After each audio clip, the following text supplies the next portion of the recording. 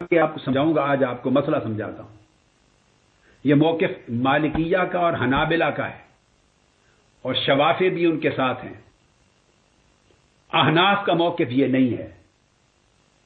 احناف میں اس موضوع پر اختلاف پایا جاتا ہے، آگے چل کے بتاؤں گا میں آپ کو. ہمارے حنفی فقہا اور ائمہ، امام اعظم اور ہمارے ائمہ حنفی فقہ کے، وہ گستاخی رسول سے یا جو مرتد ہو جائے اس کو گستاخ رسول کو مرتد کے زمرے میں ڈالتے ہیں. اس میں کافر کو، ذمی کو، یہودی عیسائی کو مستثنا قرار دیتے ہیں کہ اس کی سزا قتل نہیں ہوگی، تعزیر ہوگی. یہ باتیں میں آگے بتاؤں گا چل کے. میں جانتے ہوئے اس موقف کو، مگر اس میں متاخرین نے دوسرا قول بھی لیا ہے. متقدمین ائمہ احناف کا اکثریتی قول وہ ہے جو میں نے بتا دیا. متاخرین احناف نے دوسرا بھی لیا ہے کہ بلا استثناء قتل ہوگا.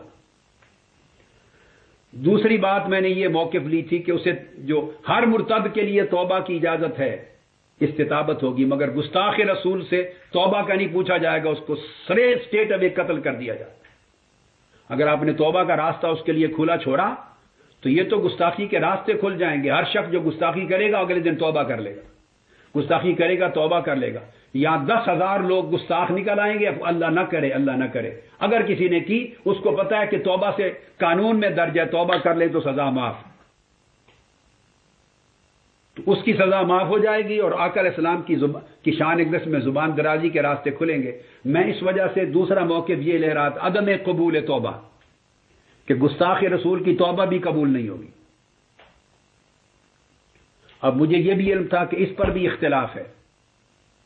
یہ موقف مالکیہ کا ہے، حنابلہ کا ہے، اور شوافی میں سے آدھا ائمہ کا موقف یہ، امام شافعی کا ایک قول یہ ہے، اور مالکیہ اور حنابلہ کا ہے. جبکہ احناف کا، امام اعظم کا اور صاحبین کا اور احناف کا قول ہے کہ اگر گستاخ رسول بھی ہے تو اسے توبہ کا موقع دیا جائے، توبہ کر لے تو سزا معاف ہے، توبہ قبول ہوگی. یہ احناف کا موقف.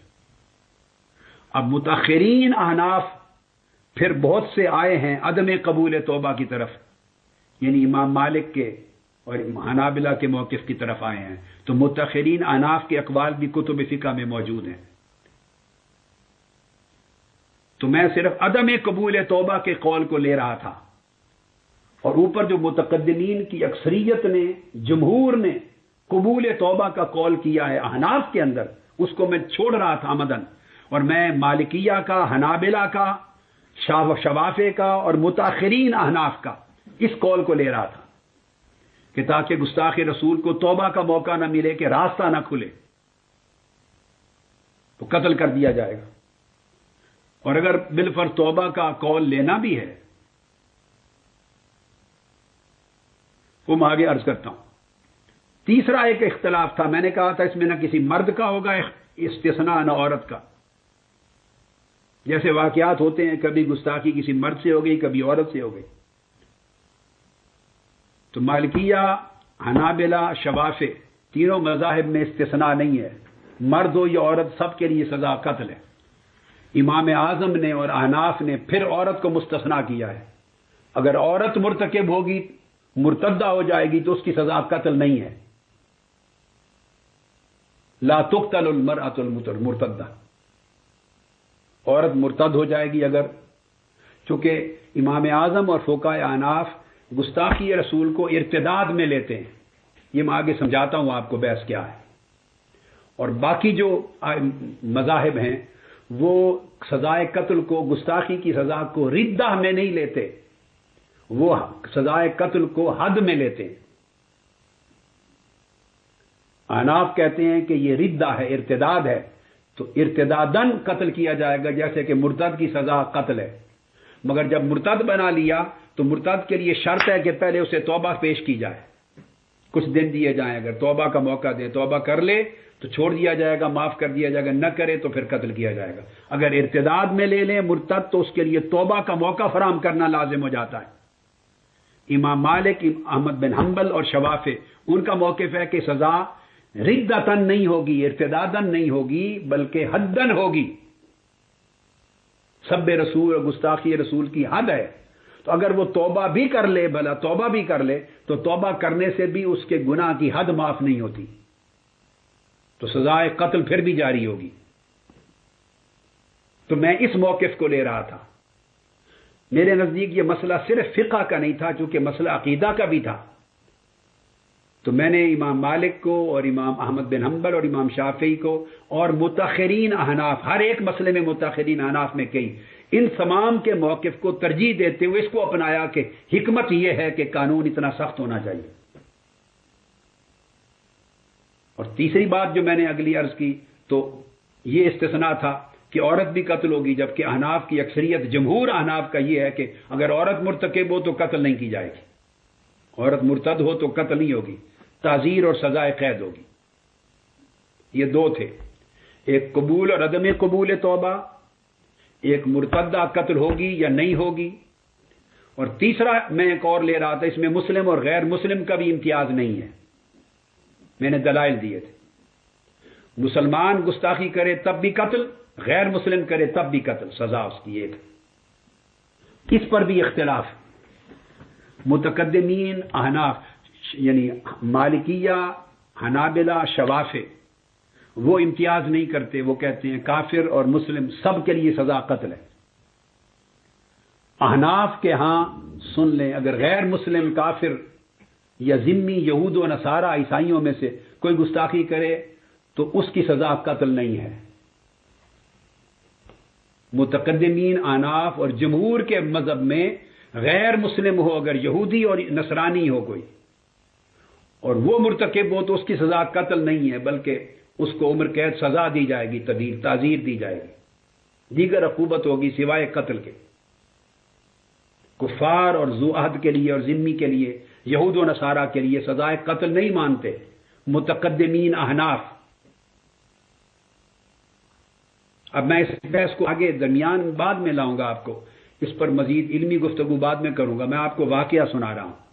تو میں نے متقدمین یا جمہور احناف کے موقف کو لینے کی بجائے مالکیہ، حنابلہ اور شوافع کے موقف، اور متاخرین احناف بھی چونکہ ادھر ہیں، وہ کہتے ہیں کہ ان کو بھی قتل کیا جائے گا، غیر مسلموں کو بھی قتل کیا، تو یہ قول بھی ہیں مگر متاخرین کے ہیں۔ سو میں نے ان کو ان باقی مذاہب کی ائمہ کے ساتھ ملا کے، تو میں نے تینوں مسائل پر یہ موقف لیا تاکہ غیر مسلموں کے لیے بھی راستہ نہ کھلے، ان کی سزا بھی اسی طرح قتل ہو جیسے مسلمان کے لیے۔ تو وہ میں نے جو بتایا کہ مفتی صاحبان میں سے، علماء صاحبان میں سے پیش ہو گئے اور میرے عناد اور عداوت کی وجہ سے رد کیا، اور تحفظ حرمت رسول صلی اللہ علیہ وسلم کے قانون کو، جو میں بہت سکے بند قانون چاہتا تھا، اس کی مخالفت میں پیش ہوئے اور کتابیں لے آئے اور دلائل پیش کی عدالت میں کہ یہ انہوں نے غلط کہا ہے طاہر القادری صاحب نے، دیکھو یہ امام اعظم کا مذہب ہے، یہ صاحبین کا مذہب ہے، یہ ائمہ احناف کا مذہب ہے کہ اگر گستاخی کرے گا رسول کی تو یہ قابل معافی جرم ہے، اگر وہ توبہ کر لے تو معاف کر دیا جائے، قتل نہیں ہوگی۔ جبکہ میں نے انہوں نے کہا کہ نہیں، اس کی توبہ قبول نہیں ہوگی، انہوں نے غلط کہا۔ یہ میری مخالفت میں وہ اقوال پیش کیے جو میرے سامنے تھے، کسی سے مخفی نہیں ہے، مگر میں اس موقف سے ہٹ کر دوسرے موقف کو ترجیح دے رہا تھا۔ انہوں نے اقوال لا کے دکھائے عدالت میں کہ توبہ قبول ہوگی، قابل معافی جرم ہے، گستاخی ہے رسول۔ دوسرا انہوں نے کہا کہ عورت و مرد سب قتل ہوں گے، کہنے لگے یہ جاہل ہے، اس نے پڑھا نہیں ہے کتابوں میں، اس نے کتابیں پیش کر دی لا کے کہ لکھا ہوا ہے کہ عورت اگر ارتداد کرے گی خواہ گستاخی رسول کا تو قتل نہیں کی جائے گی، عورت کی سزا قتل نہیں ہوگی۔ یہ حوالے پیش کر دیے، میں ان کے منہ کو تک رہا تھا، اندازہ کر لیں اس وقت میرا عالم کیا ہوگا کہ ایک شخص لڑ رہا ہے حرمت رسول کی عظمت کے لیے، ناموس رسول کے لیے، تاکہ گستاخی کے سارے راستے اور سب امکانات بند ہو جائیں، مسلم و کافر، عورت اور مرد، اور توبہ کرنے والا اور غیر تائب، سب کے لیے جس نے حضور کی گستاخی کی وہ بے ایمان قتل ہو جائے اور کتے کی طرح جہنم میں رسید کر دیا جائے جو گستاخ رسول ہے۔ میں سارے راستے استثناء کے بند کرنا چاہتا تھا، اس لیے کتابوں کو پڑھ کر میں نے عدم قبول توبہ کا قول کیا تھا وفاقی شرعی عدالت میں، اور متاخرین احناف کے میں نے کال پیش کر دیے تھے جان بوجھ کے، اور مالکیہ اور حنابلہ اور شوافع کے، اور میں چاہتا تھا کہ عورت گستاخی کرے یا مرد بلا استثناء قتل ہو۔ مجھے پتا تھا کہ احناف کے ائمہ متقدمین نے عورت کو مستثنا کیا ہے سزائے قتل سے، وہ عبارتیں میں نے پڑھی ہوئی تھی، مگر میں راستہ بند کرنا چاہتا تھا، کیونکہ میری یہ تھا کہ مسئلہ صرف فقہ کا نہیں ہے، مسئلہ عقیدہ کا بھی ہے۔ لہذا اگر امام اعظم کا قول عورت کو قتل نہ کرنے کا ہے تو کوئی نہیں، امام مالک، امام شافعی، امام احمد بن حنبل کا اور متاخرین احناف کا ہے۔ سو میں نے وہ قول لیا تھا تاکہ راستہ بند ہو جائے ہر قسم کی گستاخی کے امکان کا۔ اور تیسرا یہ میں پڑھا ہوا تھا کہ کافر اور ذمی، یہودی اور عیسائی اگر گستاخی کرے تو قتل نہیں کیا جائے گا۔ احناف کے متقدمین کا یہ قول بھی ہے، آگے میں دلائل دوں گا آپ کو۔ لیکن میں چاہتا تھا اگر یہ راستہ کھول دیا میں نے استثناء کا کہ مسلمانوں پر اطلاق ہوگا اور یہودی عیسائی غیر مسلم گستاخی کرے تو سزا موت نہیں ہوگی، ان کے لیے تعزیر ہوگی، اگر یہ راستہ کھول گیا تو پھر ان کے دروازے کھلے رہ جائیں گے گستاخی کے۔ میں چاہتا تھا ہر امکان گستاخی رسول کا بند ہو جائے، اور جو زبان کھولے، مسلمان ہو یا یہودی ہو یا عیسائی ہو یا کافر ہو یا مومن ہو یا مرد ہو یا عورت ہو، اسے کتے کی طرح سزا موت دے دی جائے جو عظمت رسول پر زبان کھولے۔ مگر مولوی صاحبان نے، مفتی صاحبان نے میری مخالفت میں تینوں موضوعات پر حوالے دیے کہ طاہر القادری صاحب غلط کہہ رہے ہیں، اور عدالت میں کھڑے ہو کے وہاں برملا پورے جہان کے سامنے کہا کہ گستاخی رسول قابل معافی جرم ہے۔ یہ امام اعظم اور ائمہ احناف کے قول ہیں کہ توبہ قبول ہوگی، اور توبہ قبول صرف آخرت کے لیے نہیں، اسقاط قتل بھی ہوگا۔ یہ توبہ قبول مرتد ہے، انہوں نے کہا چونکہ ائمہ احناف کے ہاں گستاخی رسول ردہ ہے، ارتداد ہے، اور ہر مرتد اگر توبہ کر لے، موقع دیا جائے تو قتل معاف ہو جاتا ہے، اس کا قتل معاف ہوگا۔ یہ دلائل لا کے دیے، کتابیں دکھائیں، اور یہ دلائل دیے کہ قادری صاحب کہہ رہے ہیں کہ عورت بھی قتل ہوگی گستاخی رسول پر۔ انہوں نے کہا یہ غلط کہا انہوں نے، یہ احناف کی کتابوں کے میں ہے موقف ہے کہ عورت قتل نہیں کی جائے گی۔ اور تیسرا میں نے کہا تھا مسلم و کافر، یہودی عیسائی بھی کرے وہ بھی قتل ہوگا۔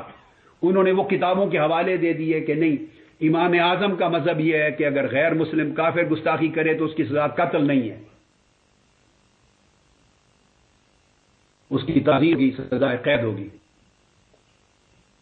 اور اب وہ توبہ کر لے، اسلام قبول کر لے تو معاف ہو جائے۔